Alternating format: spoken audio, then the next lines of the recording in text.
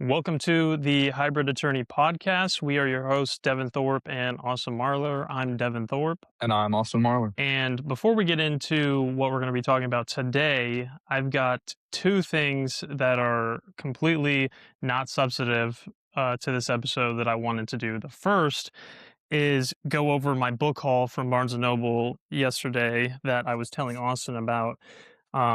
Because why not? So I got some absolutely thick book, two thick books, and then one very thin book. And I'll just get Austin's input on them. So I got Notes from Underground by Fyodor Dostoevsky. Austin, thoughts on that? You're the history major. You're a big reader as well. I've not heard of that one. The first Dostoevsky that I'm going to read is the Good and Evil one that I bought last weekend. So I'm interested to see what he's got to say, but it sounds like he's more of a... You got Friedrich Nietzsche. Oh, and I have Dostoevsky, but his is something else. That's right. So when I started reading that, or when I was figuring out what books I was going to buy, I had to, take a peek at the first page of each one to see if it would be something I'd be interested in. And I've read Dostoevsky before. I read his book called Crime and Punishment, which is essentially, it takes place from the perspective of someone who commits murder within the first 50 pages. And then the rest of the book in Crime and Punishment is literally just you watching them slowly descend into madness as guilt consumes them. And it's written in a way that quite literally makes it was making me as the reader feel like I was going crazy. Like if you've ever, did you ever read that one Edgar Allan Poe, the one with the clock that's ticking and he thinks it's the person's heartbeat? Do you know what I'm talking about? Yeah, I do. I think it's I A can't think of the Telltale name of it Heart. right now. That's it, yeah. I think it's A Telltale Heart, but he essentially murders someone and then the police and hides him underneath the floor, the hardwood floor, and then the police come, and as they're looking through the building, he hears the clock, but his paranoia makes him think that it's the dead man's heart. Anyway, that's what Crime and Punishment is like, but it made me feel like I was the one who committed the murder. So that's why I'm wanting to read more of Dostoevsky, but I peeked open at the first page and I was like, this is going to be a good book. It opens like this. I am a sick man. I am a wicked man, an unattractive man. I think my liver hurts. However, I don't know a fig about my sickness and am not sure what it is that hurts me. I am not being treated and never have been, though I respect medicine and doctors. What's more, I am also superstitious in the extreme. Well, at least enough to respect medicine. I'm sufficiently educated not to be superstitious, but I am. No, sir, I refuse to be treated out of spite. I was like, this kind of rambling is the kind of stuff that really pulls me in. If you can't tell, he writes just the most diabolical characters ever known to man. Thoughts on that?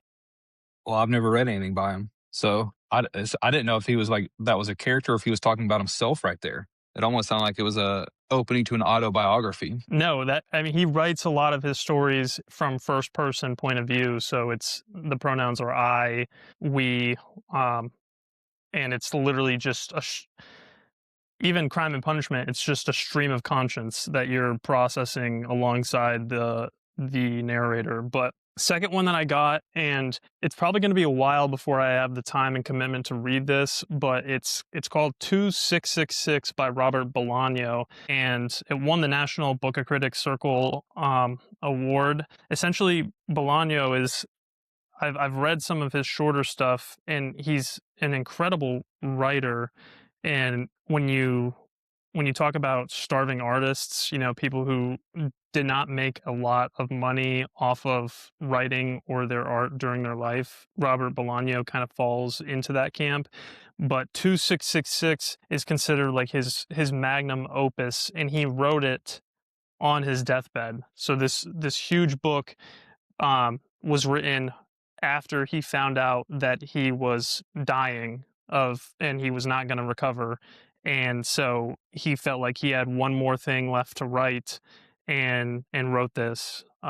So once I do get around to getting a chance to read all the way through it, I mean, it's almost 1,000 pages. I'll talk about it on the podcast. And then I'm gonna say the that thing last is one, girthy. yeah, but I also love the cover. The cover looks super, super artsy.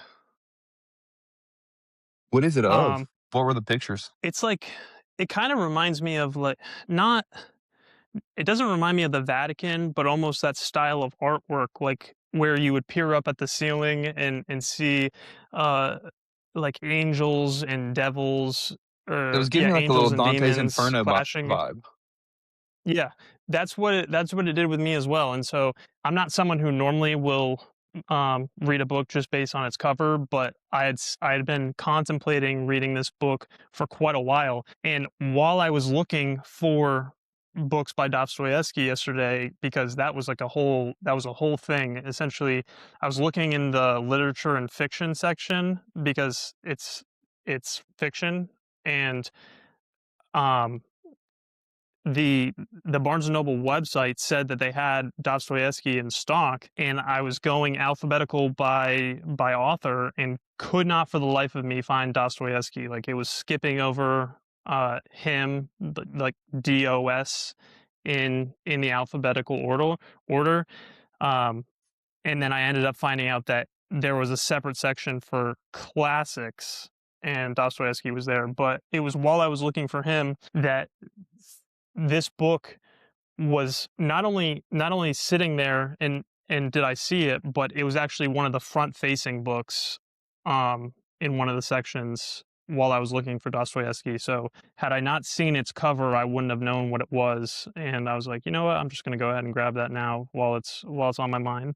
And the last And book do you know what that I the grabbed, numbers signify? no, because I know that the number 666 is like normally associated to be somewhat demonic or symbolic of evil, and but I don't know the reason why it's titled 2666, because based on what it's about, it it doesn't really delve into what like anything that would be supernatural or evil. I mean, it's about three academics on the trail of a reclusive German author, a New York reporter on his first Mexican assignment, a widowed philosopher, a police detective in love with an elusive older woman. These are among the searchers drawn to the border city of Santa Teresa, where over the course of a decade, hundreds of women have disappeared. That sounds pretty cool. Yeah, yeah. I've seen a lot of high praise for it online, so I'm excited to get to it. But it's kind of like the same. My philosophy with TV is if something's on its first season, I'm fine watching it. But if it's a show that has it's got like 8 seasons, 20 episodes each season. Each episode is 50 minutes. That's just an overwhelming commitment for for me to get into. So that's kind of how bigger books are with me. What I'm going to read before 2666 is this book. And this is considered a classic. I have not read it. I asked you if you had read it, and you said you had not. But I picked up Atlas Shrugged by Ayn Rand. I've never gotten around, and it's actually really, really cool. Do you see the edges of this? Yeah, it's like almost a They're serrated. like, Serrated is not the right word, but yeah, they're yeah, like textured. yeah. But not only is this book massive, look at the size of the font. I mean, it's not like it's massive because just because they put less on any given page. This is some of the smallest font I've read in a long time. And so I mean, its total page count is over 1,000. It's like in the 1100s, and each page is packed just to the max. Can't fit any more words on it. So I know that this is probably going to take me probably like 2 or 3 months to finish. But I've never read Atlas Shrugged. My dog's name is Atlas, and I did not name him after this book. I named him after the Greek Titan Atlas, who in mythology carries the world on his shoulders. And I've always been in love with this title, though, even though I've never read it, because the thought of, I mean, it's alluding. I would assume, to the Greek Titan who has the world on his shoulders or is carrying the weight of the world on his shoulders. And just the thought of that Titan being able to shrug, regardless of the context, like just shrug something off, whether it's emotional or spiritual or whatever, it was always just such a powerful image to me. And I know that the book has absolutely nothing to do with the Titan named named Atlas. So um, it is the story of a man who said that he would stop the motor of the world and did. Was he a destroyer or the greatest of liberators? Why did he have to fight his battle not against his enemies, but against those who needed him most in his hardest battle against the woman he loved? What is the world's motor and the motive power of every man? You will know the answer to these questions when you discover the reason behind the baffling events that play havoc with the lives of the characters in this story. Um, it's got a couple different characters. It says it's about a philosopher who becomes a pirate, a composer who gives up his career on the night of his triumph, a woman who runs a transcontinental railroad. Um, so I guess those three characters, and they must merge at some point. But it's considered a classic, so I'll be reading it at some point. If it would have been like like what you thought it would be based off the name, that would be a cool thing for us to relate back to the topic that we're gonna talk about today after you read it, but it doesn't sound like that's what it's actually about. Well, go. We'll do my second thing. The first iteration of Austin Reacts, which is going to be a new segment on this show. We'll do that towards the end if you want to kind of segue into what it is that we're talking about today. I'm good with either way you wanna do it. You want just go and segue? Yeah. And so, just for context, Austin and I have been reading books strategically and scheduled so that we can talk about certain topics and inform ourselves of these topics on this podcast. So, last week we talked about slow productivity and burnout, and that was based on me reading the novel Slow Productivity by Cal Newport. And that episode was all about essentially trying to learn how to schedule your day and conduct your life in a way that is going to be not only fulfilling but adverse to getting burnt out on a day-to-day basis. And today's episode is sponsored by Austin's reading. He gets his first chance to contribute and to lead the To discussion. And contribute. if it does not go well, then that privilege will be revoked. The mic is yours, Austin Marler. Well, so the book well, first off, I have been contributing, so that was a low blow right there. Uh, but the book 100%. I that I was supposed to be reading is, The Obstacle is the Way, and even though it's not a long book, I just did not finish it this week. A lot of things came up, but, this week we are gonna focus on the section of the book, because it's broken up into multiple subsections, and the first subsection is perception. So this week, I gave Can you Devin a break heads up. down can you break down the just in general what the obstacle of the way is about and who the author is and what its main focus is? So this is the book right here. Let me make sure it's in this. Oh, forget it's on the screen. The Obstacle is the Way by Ryan Holiday. This is an author who I've read a couple of his books. He focuses a lot on Stoicism, and this book is very similar to that. Uh, the Obstacle is the Way. Just thinking about the title, it's kind of you've got to go through the hard things in life in order to do anything that you want to do. Uh, and that's what he's trying to get to in this book. The subsections are the first one is perception, which is what we're focusing on today. The second one, I believe, is action. Check this to make sure that I'm not spouting some nonsense. Yeah, perception, action, and then will is the third section. Uh, but perception, I want to start off by grilling Devin with each of these subsections I'm going into. But before I even get into any of these subsections, Devin, what does perception mean to you? How how do you Give me perceive the perception? give give me the old cross examination with some leading questions. No, I'm just kidding.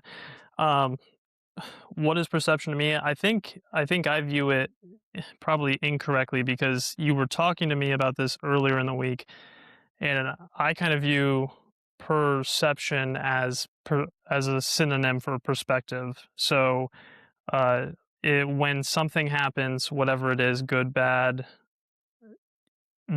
your perception of it is just one side of it. It's how you choose, either voluntarily or involuntarily, to um, to view that particular event in your life. And perception is your ability to like either think that it's something that's good that's happened to you, something that's bad that's happened to you, and it essentially, in my mind, accompanies everything that happens to us. But I'm sure that there's probably a lot more to it than that. That's pretty close to an exact definition of how I would define perception, and similar to the exact first subtitle of the perception section of this book is called "The Discipline of Perception." Uh, and it talks about almost exactly what you just talked about right there. Is I have a quote written down from it where you can see the opportunity in every disaster, which kind of goes exactly towards how you were defining it. But whenever you hear the words discipline of perception, what does that make you think of? Because reading those words, it makes me think of something right off the bat. It makes me think of the anything that is framed as a discipline in my mind is something that does not come natural. So, not saying that you have to force yourself to do it, but it's something that you have to prioritize, or else it's not going to get done. And so, when I think of disciplines, I think of right off the top of my mind, I think of like monasteries. I think of monks who they have certain disciplines in prayer, in meditation, in whatever it is that monks do. It's normally a discipline is not something that's going to be innate or come naturally to you, but because it's a discipline, you're not necessarily forcing yourself to do it, but but it is something that you keep as a part of your routine or your regimen. And you and I had not talked about this whatsoever, but that's exactly how I see it too. Like discipline and perception, whenever I read that to start off the book, I'm like, okay, so this is something you kind of have to work towards and work on how you perceive things. It's not something you're just going to know immediately right off the bat. And reading this section, And is it that kind of just felt, incorrect? no, that it is, it is correct. Okay. I say it's something that you have to work towards, and that's why I wrote down that quote that kind of summarizes this whole section: is you get to see the opportunity in every disaster, and the only way you can get better at that is obviously you have to experience disasters and constantly work on reframing things. Because it reading this first section, I wrote down a note. I don't know if your coach was the same way at Mars Hill for lacrosse, but we always had this saying. It was on our whiteboard in the locker room every single day, and it was at the top of our like practice plans. If not every single day, then multiple times throughout the year. But the small sports quote of "we get to practice, not we have to practice." That's kind of like a personal note that I took from reading this discipline of perception. Is that something you've heard in lacrosse or anything else? Yeah, not necessarily in lacrosse and not related directly to practice, but the it harkens back to something that you said in the first episode towards the end, where you said, you know, what a privilege it is to be able to do the things that I used to pray for, or whatever it was. I'm definitely misquoting it, but practice was not something that I viewed as a privilege or something that I should look forward to. It was something that I dreaded with my whole heart and would feel it all throughout my day from the moment I woke up. Even if we drop the word practice from that quote, just we get to versus we have to. Even just taking Yeah, that, I've heard that a bunch. yeah, even just taking that part and applying it to so many things, I think would make it easier to attack some of the things that I have to do day to day. We get to take down this Christmas tree behind me, not we have to. Can I ask you I something mean, about that then? yeah, absolutely. No, this is my week. Hold Do it you till next week. this is a question. This is not a point that I'm trying to make. I've heard through podcasts or like psychologists talking that we have, as humans, power over our mind to reshape our thoughts by choosing what we think. I've always found that hard to believe because it just does not seem to me like if I tell myself to believe something or I just repeat a mantra over and over again or say affirmations in the mirror, I don't feel any kind of immediate effect from it. Do you think that to get to the point where a quote like that saying, I get to do this, like I don't have to, it's a privilege. Do you think how do you think a person can get to the point where that's actually helpful to them? Because I can dread something and tell myself that, and it's not really gonna make me feel any better in the moment. That that's immediately getting to the very next section of recognize your power, where you have and like a quote I wrote from that is we decide what we will make of each and every situation. And that's almost that's what you're talking about right there. But this gets at one of my biggest issues. Issues isn't the right word, but like one of the hardest things I think about with like stoicism as a whole is like when I'm reading it or learning about it, it makes sense, but how hard is it to actually implement all of these lessons that it's trying to teach you, such as like taking that small mantra of we get to not for versus we have to. Maybe that gives you like the a small amount of motivation for a small task in the morning, one time, a few times, a week or a month. But long term, I don't see something like that keeping me motivated this whole time.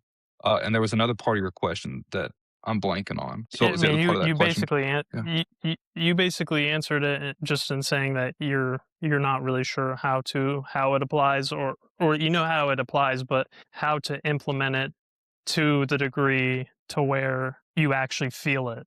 Because that was my main question was for me, there's a difference between being so delusional that when I say something to myself, that doesn't mean that I have to believe it or accept it. Typically, when I say something like that to myself, it just goes in one ear and out the other to where I say, I get to do this. I don't have to. This is not a burden. This is not an obligation.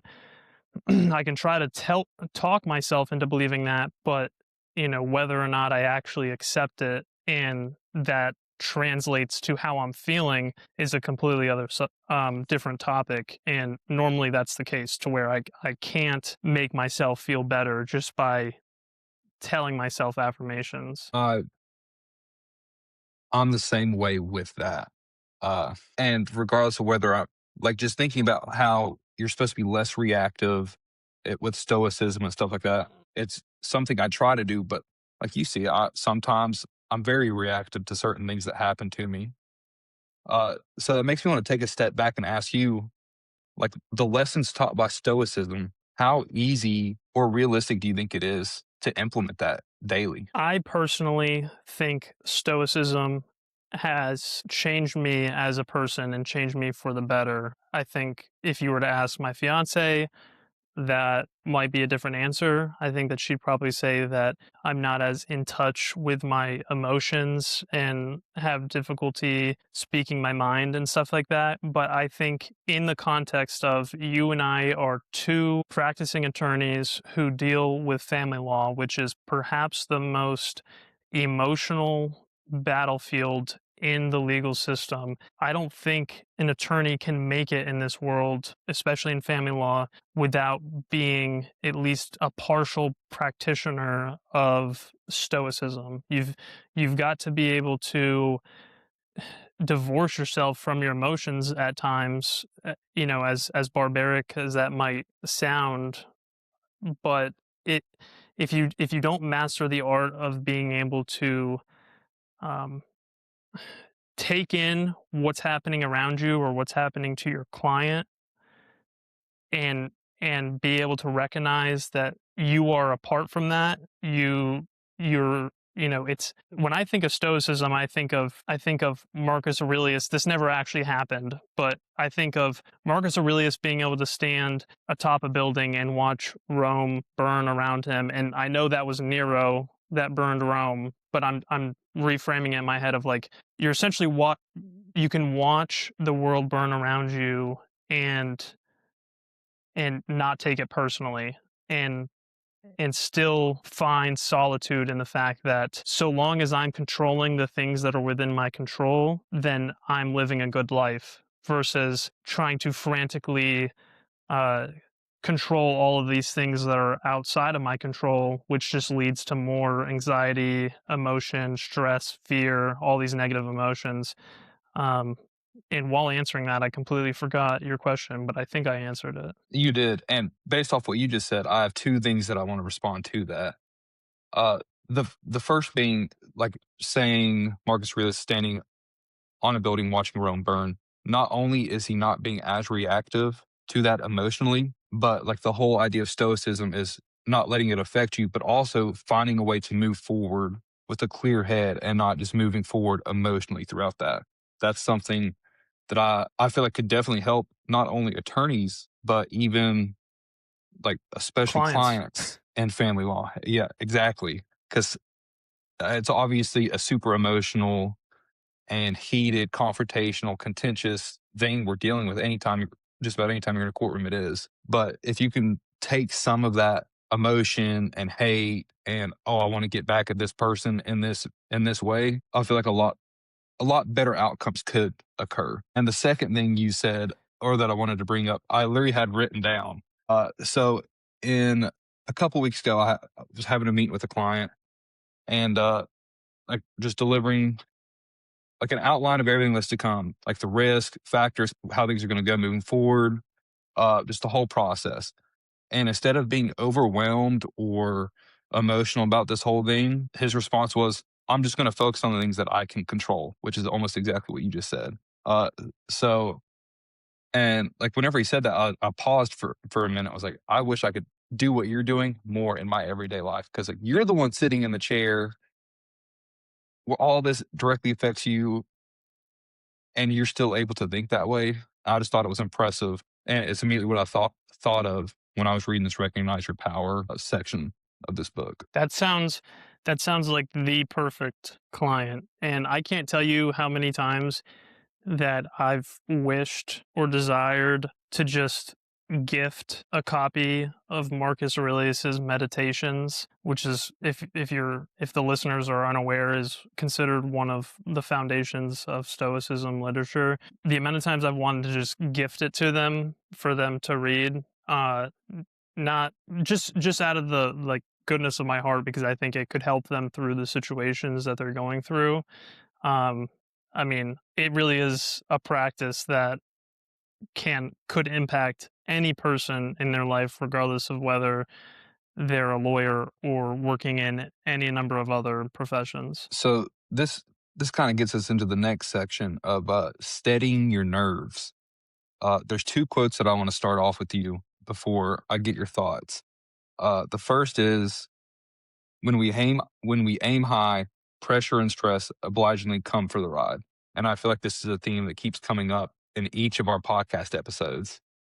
Uh, like similar to the quote that you said earlier about what a privilege it is or what a burden it is to do the things that we once prayed for. I feel like that's getting back to this of when you're doing something worthwhile, that pressure and that stress is going to be along for the ride because obviously you care about something, regardless of what it is. Even if it's like a high stress job you're doing, if you're doing something that you care about, you're going to have stress that comes with that.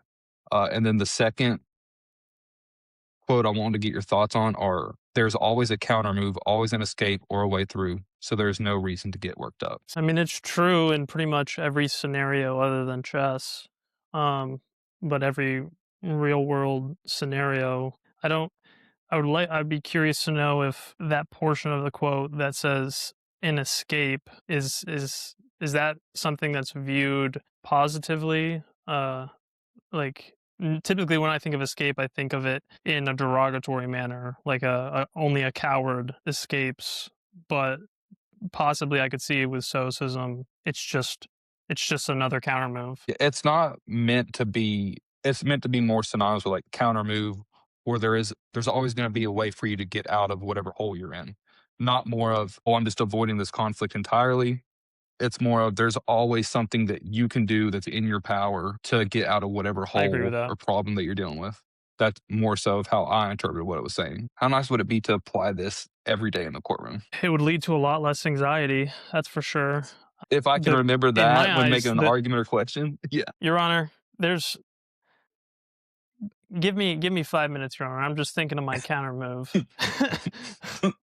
um, I think, practically speaking, I mean, especially in the courtroom to me, even though I enjoy going to trial and stuff, I it's everything, every emotion that you feel is amplified. So any difficult discussion that you have to have with your client is 10 times more difficult in my mind.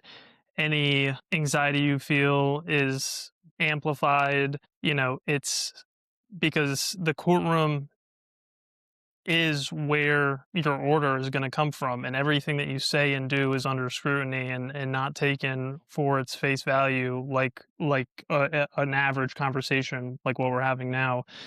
um and so it's very easy to overthink what you're going to say, what you're thinking about when you're in the courtroom, because you know that scrutiny is coming, and so you want to make sure that you put your best foot forward.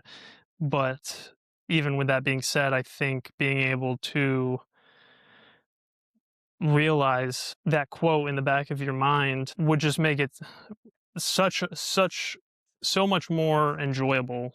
I guess is what comes to my mind, and allow you to not be thinking 10 or 15 moves ahead, but just live in the present and deal with your problems as they arise. Yeah, it almost makes you want to write it down, like, at the top of my trial notebook each time, like a simplified version of, "There's always a counter move. Why get worked up?" Because Yeah. you really do have to balance so many different things that you're trying to do in the courtroom, whether it's communicating with your client. If you've got multiple clients on that day, communicating with multiple clients, multiple opposing attorneys, opposing party if one of them's pro se, making sure that you're if it's on a direct or cross examination, you got to pay attention to what they're saying, see if it's something you can object to.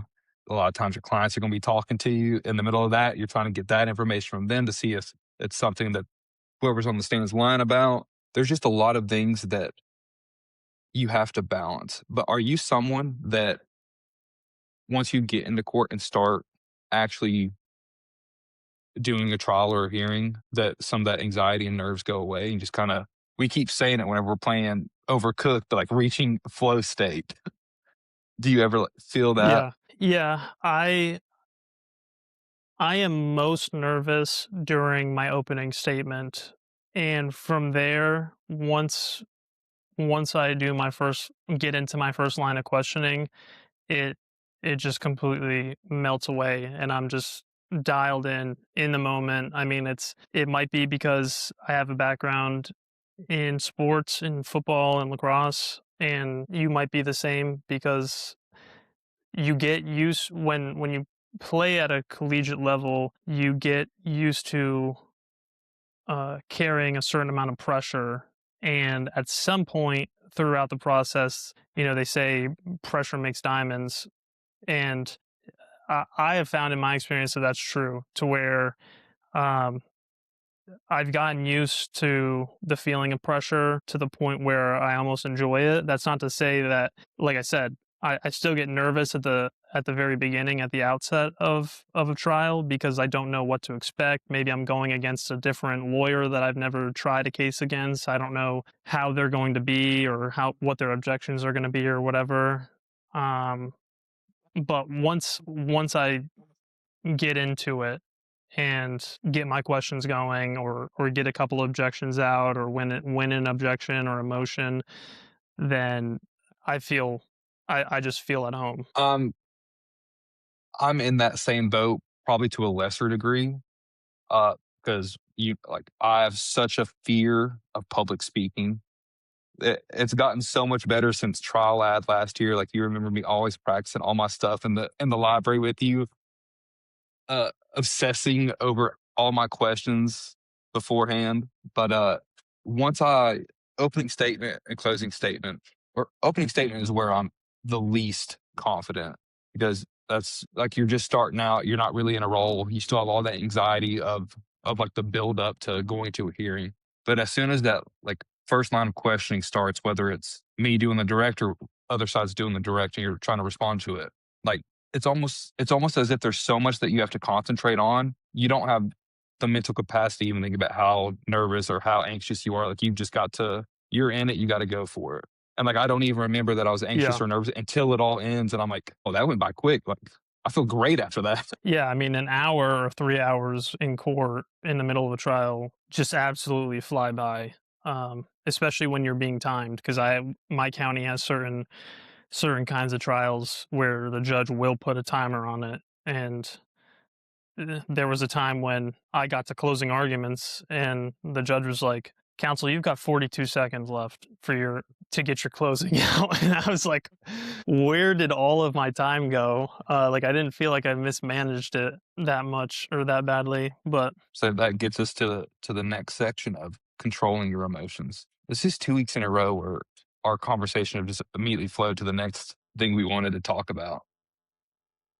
that's called So flow state. And while we're on the topic of flow state, can you, because I feel like I've been talking most of this podcast, can you explain our ritual or routine of playing Overcooked to the audience? Because I feel like that is a much more applicable game to real world conflict and communication than most people would realize. well, first, you're just way more long-winded than I am. When I say things, I just say things shorter than you do. But overcooked, I don't even know if you can call it a ritual Long-winded or in a more. bad way. No, I was just saying like you speak more like no matter if we're doing this or if we're talking about anything. Like that's just more of you're I more of think a it's storyteller. I think it's I think it's bad because when I'm editing these podcasts, and for those of you listening or watching, I'm the one that typically does the editing, and I have to watch it through 2 or 3 times. And by the time I'm done and release it on YouTube or TikTok or whatever, I'm just like, Devin, I wish you would just shut the hell up. I'm tired of I'm tired of listening to you ramble. Wait, you edit these? Yeah, I've got to take out all of your mistakes. I mean, if it was just me talking, it'd probably be pretty flawless. But Sometimes I just spout some nonsense. But overcooked, I don't even know if we can call it a ritual. At this point, it's almost like a job. And Christina is our boss. Where every single day about 5:15, 5:30, we get a text saying, "We cooking tonight" in our group chat. But Overcooked 2 is we're all just a character and we have to make a bunch of recipes in a kitchen and it's timed and there's different obstacles that you have to get through. We should compare this to the obstacles of the way since we're talking about it. But there's a bunch of obstacles you have to get to or get through. It's safe to say none of the three of us practice any of these things that we've been talking about today because one, it's inevitable every night except for last night almost. One of us decides to blow up on the other. There is no thinking about, uh, there is no seeing the opportunity in every disaster. It's more of this is a blow up, this is a shit show and one of us ends up popping off early or yelling at the other. well, I mean, it makes me think of not last night, but the time before that, a couple days ago. We hopped on, and we only lasted about 3 minutes to where I was nagging incessantly. Austin was putting this plate on a conveyor belt, and I can only access the conveyor belt, a specific portion of it, to pick up the plate. And he keeps on picking it back up and moving it so that I can't get it. And so I nagged him like crazy. I was like, "Stop touching the fucking plate! Stop touching the fucking plate!" And he like we're only 3 minutes into play, and he's like, "All right, I'm getting off." And he just I just see the notification. Austin Marler has left the chat, and I'm like, yeah, I probably had that coming. But I mean, you want to talk about this third subject of controlling your emotions. I mean, should I have nagged you? No. Should you have been moving the plate? Also no. But did it justify you turning off your Nintendo Switch? Probably not. It, I think my exact quote was, I can't handle this tonight. I'm getting off, or I'm not doing this tonight, or something, and then closed it faster than I've ever closed any game. But yeah, it's safe to say I don't practice Stoicism very well. I would like to get better at it. That's why I'm trying to read about it and learn more. But the first quote I want you to think about is it's a short quote. Uncertainty and fear are relieved by authority. And I'll give you a little note that I wrote down about this. Like, I had to read that quote a couple times because it didn't make much sense to me until I switched out the word authority for control, and I changed the quote in my mind to uncertainty and fear are relieved by control. Okay. Because initially my first thought was when you said it with authority, I thought of it as probably something that what first came to my mind is like, yeah, it's a lot easier to not be fearful or anxious when you're not the one who is in charge, if that makes sense. So when you think of that like saying, um, where people will be like, everyone's just sheep. Every like this whole world is just filled with sheep. People like sheep follow the shepherd or whatever, but everyone is much more comfortable being a sheep because a sheep doesn't essentially have to like take accountability or responsibility for any of its actions so long as it's just mindlessly wandering and following the shepherd around. That's what I thought when you had the word authority in there, because of course life is going to be uh ignorance is bliss, and life is going to be more blissful if you're not the one that is calling the shots and you're just following orders. But when you reframe it with control, I think of like, yeah, of course. I mean, it sounds like common sense to be able to say, if I feel like I'm in control of these circumstances or my reaction to them, then why would I choose to be anxious or fearful? When I changed to control, it made just that entire section of the book make a whole lot more sense to me. And the more that you're exposed to things that you're uncertain with or fearful of, the I feel like the better you are at able to control your emotions, which gets back at that discipline aspect that we let off with. But also in this section, I brought it up previously, like the tension that I see with stoicism and just real life in general is there's a quote that says, "The real strength lies in the control of one's emotions, not in pretending they don't exist." Because in a lot of the stuff you read about stoicism is it comes off like the feelings don't exist, or you need to pretend they don't exist. So I feel like this might be a good point for you to kind of step in and how you practice it, since you brought up this tension in your own life. Yeah. Um, I think that's a good time for me to bring this out. I don't think I've talked to you about this. I may have mentioned it briefly, but um, Christina bought me this book. Let me see if I can get it to focus. The anxious lawyer. Yeah. Is that is that showing up? Yes. Okay. She got me this book um because there was one day in particular on a weekend where I was just like super anxious, and that's not like super normal for me. I mean, maybe like once a month if I've got a big week coming up, but I had like a week coming up where I had three pretty big trials, and so I was feeling pretty anxious. And this book is not what I thought it was going to be, but it's written by two attorneys currently practicing who were not that dissimilar to me and you. And they essentially took up the practice of meditation. And I think that's where I'm going with this is it's similar to stoicism in a lot of ways. But I started reading this book and they kept mentioning, meditation, and meditation is such an arbitrary topic, and it's so ambiguous. And I think stoicism can come across as the same way, where it's easy to say, yeah, control your emotions, distance yourself, not trying to say that the goal is to feel nothing, but to be in total control and mastery of what it is that you're feeling. And so as a part of this book kind of has challenged me in my personal life and professional life to attempt meditation. And I am not an overtly spiritual or meditative person. like most people, I don't even know, and I've been doing it for weeks now, but, like, I don't know the correct way to meditate. I don't know if I'm doing it correctly, but at the same time, I've been trying it. I'll go on YouTube, and I do it pretty faithfully almost every day for 10 to 20 minutes, where I'll put my headphones on, I'll type in on YouTube, "guided transcendental meditation," and the transcendental part is just that there's like a binaural beat playing in your ears to kind of like help you get in that flow state or whatever.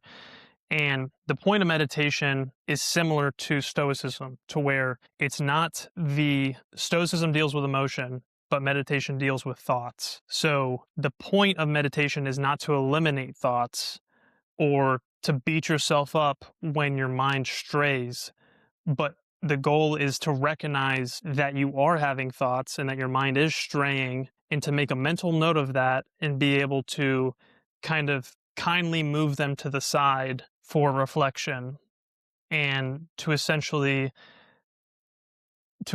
divorce your identity from the thoughts that are just coming out of nowhere, that are just entering your mind from the void. And I think of stoicism as the same principle but with your emotions. So it's not eliminating your emotions, but when they do arise, whether they're positive or negative, not centering your identity in those emotions, and being able to be neutral enough to recognize that they're there, but not let them dictate your actions, essentially. Am I making sense? Yes. All right, then I'll shut the fuck up. Oh, I thought you were just gonna keep going. It seemed like you cut off in the middle of a thought. Well, you were just saying, based on that quote that you read, to talk a little bit more about how I've been experiencing that, and I thought that was a good segue for me to relate it to my flailing meditation practice that I've been attempting the past month. I thought one of the things with meditation was there is no exact way to do it. It's just whatever you need to do to find like that inner peace or that inner calm or whatever you need. That's what I always thought of meditation. But I've And that's what I also oh, go ahead. well, that's what I hate about it is there is no tried and true formula on how to do it, and I wish that there was, because I'm someone who, although I'm not, great at math or anything like that, like I'm someone who's formulaic and would like, you do this and this is the result that you're going to get. But meditation is like, yeah, why don't you just sit down and close your eyes and see what happens? And it's like, all right, what the hell? Like, I have no idea what the point of this is. So and looking at my notes, there's one kind of thing that I want to end on for the sections of this book that I've read.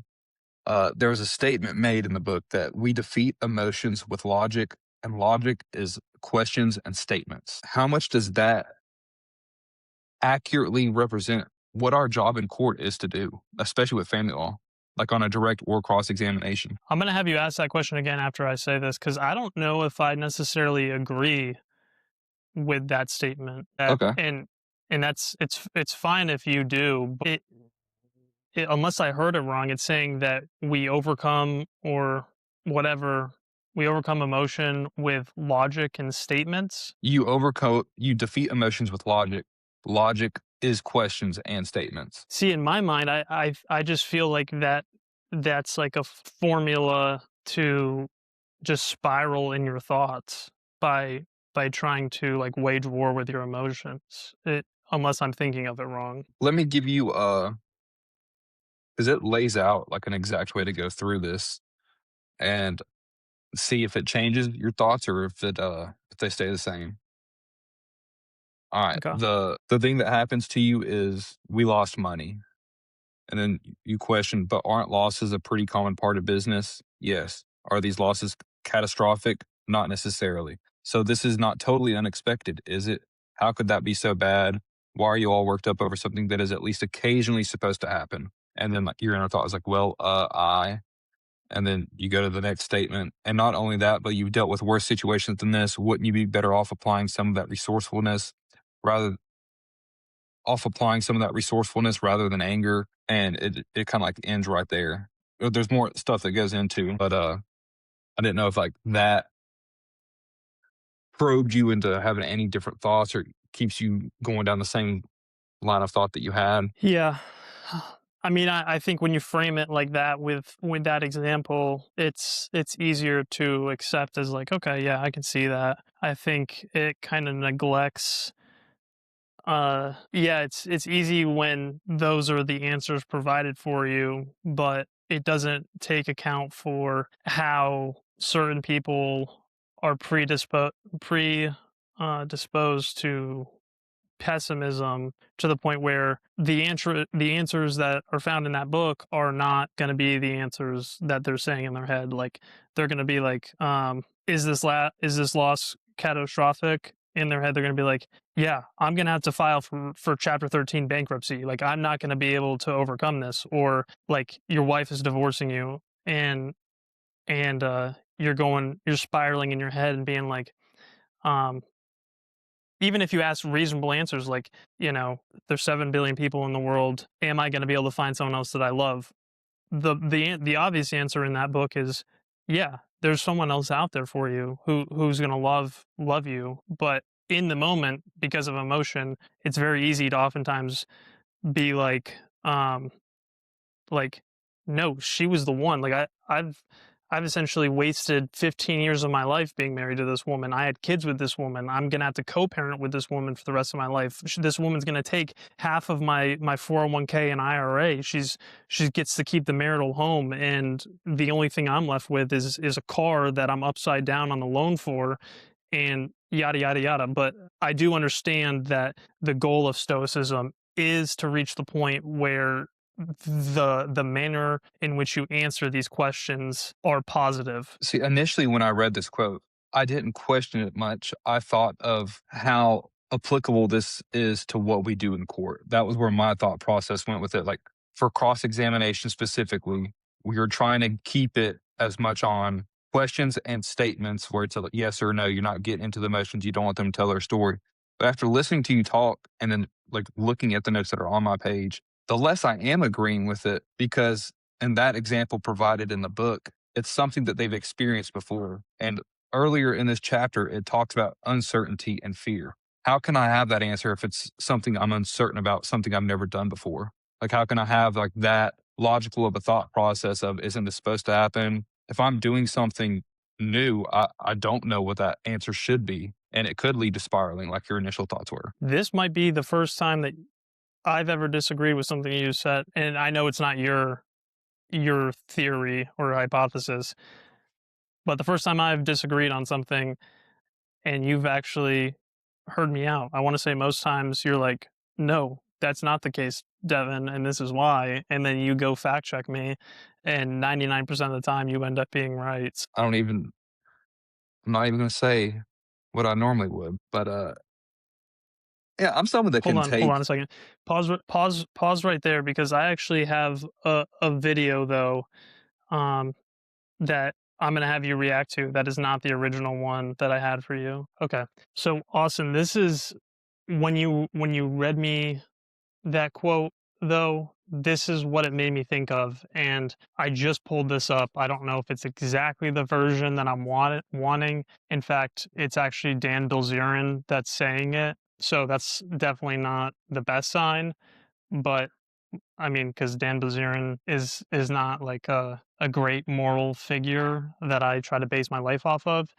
But the story that he's telling is the story that I wanted you to react to. And you may have already seen a video like this, because I know that it shows up on a lot of podcasts. Okay. But okay. I'm just gonna hit play, and if it doesn't pop up, then tell me. Okay. The story of the Chinese farmer, you ever seen that? No. It's up. So he loses his horse, and everybody in the town comes over and they say, "Oh, well, that's terrible." And he's like, "Maybe." And then the next day, 7 wild horses come back, and they all come over and they say, "Oh, well, that's great." And he says, "Well, maybe." And the next day, his kid is taking out one of the wild horses and breaks his leg, and the whole town comes over and they say, "Oh, that's terrible now, isn't it?" He says, "Maybe." And the next day, the conscription officers come over and they're, taking people into the military to go fight. And they pass by his son because he's got a broken leg. And the whole town comes over and they say, "Oh, well, that's great now, isn't it?" He says, "Maybe." And the point of it is that you never really know if something is bad or good because you don't know how that's going to affect the rest of your life. So yeah, that's just like I don't know if it's a Chinese proverb or just a fable similar to Aesop's fables, but that's what um I thought was a good illustration of the point that you were trying to make. Uh, I agree. I'm catching myself from saying 100%, by the way. So sometimes there's pause. But yeah, because especially when you're doing something that you've not done before with that uncertainty, you don't you don't know if it's good or bad going to whatever's next. But that's all I got for this week. What do you got? Well, I've got a quote to end us on, but I don't know if you're ready for it. So I've got a question based on, and maybe it hasn't been discussed in the first section of perception, but it's still a question I'd like to ask nevertheless, and that's it seems like, just based off the title, the obstacle is the way. Do you think the obstacle is also something that should be pursued? Like, do you think that a life needs obstacles, or do you think that it's more of something where you cross that bridge when you get to it? Kind of like the poem or the going down the road less traveled type of thought. I don't know if when I first picked up this book, I thought it was going to be more about pursuing the obstacle, like choosing the hard path every time, and that's the way that you should live your life. And that's not what I'm getting from it where I'm at currently. It's more of obstacles are going to come up regardless of what you're doing. And and this is more of a way of whenever they do come up, how to react to them and how to get through it more so than you should pursue and attack every obstacle you can. That's not the vibe I'm getting from this book currently. Did that even answer your question? No, yeah, I did. The reason I ask, and this will segue us nicely into next week, is, and I thought I was going to talk about this a little bit today, but I ended up not, and I'm fine with that. But the book that I just finished reading this week is Man's Search for Meaning, which was written by Viktor Frankl, who is a psychiatrist. He's an Austrian psychiatrist and psychologist who ended up during World War II getting sent to Auschwitz. And he actually survived nearly 3 years in concentration camps. And next week's episode is going to be my week to lead, and I'm essentially wanting to talk about not only his persistence in surviving Auschwitz and the other concentration camps he got transferred to, but also the historical context of the Nuremberg trials, which is, I want to talk about some of the major players from a prosecution point of view of who the attorneys were that were prosecuting these high-ranking Nazi members that ended up getting imprisoned after World War II ended. But Man's Search for Meaning was written by Viktor Frankl, and it talks a lot about having a purpose for your life or defining whatever it is that you're living for, because he noticed that it was the men in Auschwitz who had nothing to live for that did not make it out alive like he did. And so he kind of, from a psychological perspective, because that's his profession, it was analyzing what set him apart from the other people that he was imprisoned beside. Um, and I think that goes along in tandem with your reading of Obstacles the Way. And that's why I thought I was going to be discussed more today, but I'll discuss it next week. But essentially, one quote that comes from Man's Search for Meaning is is the following: everything can be taken from a man but one thing, the last of human freedoms, to choose one's attitude in any given set of circumstances.